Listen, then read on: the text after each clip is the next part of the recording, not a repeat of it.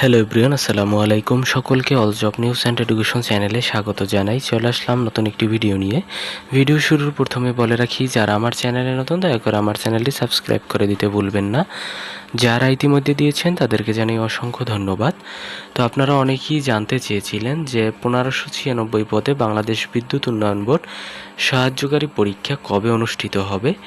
তো এই পরীক্ষাটি কি 4 সেপ্টেম্বর অনুষ্ঠিত হবে কি না স্পেসিফিকভাবে অনেকে জিজ্ঞেস করেছেন। যদি এক কথায় বলি, 4 সেপ্টেম্বর পরীক্ষা হবে এমন কোনো অফিসিয়াল তথ্য এখন পর্যন্ত পাওয়া যায়নি। তো এটি আপনারা যেটা দেখেছেন বিভিন্ন ইউটিউব বা ফেসবুক থেকে, আপনারা এটা গুজব শুনেছেন।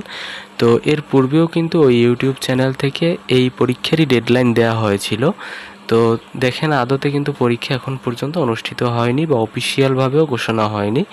তো আপনারা যে কোনো ডেডলাইন দেখে বিভ্রান্ত হবেন না। যদি আমার কথাও আপনাদের বিশ্বাস না হয়, তাহলে আপনারা তাদের অফিসিয়াল ওয়েবসাইট চেক করে দেখতে পারেন। অবশ্যই পরীক্ষার ডেডলাইন দেওয়া হলে তো অফিসিয়াল ওয়েবসাইটে তাদের থাকবেই।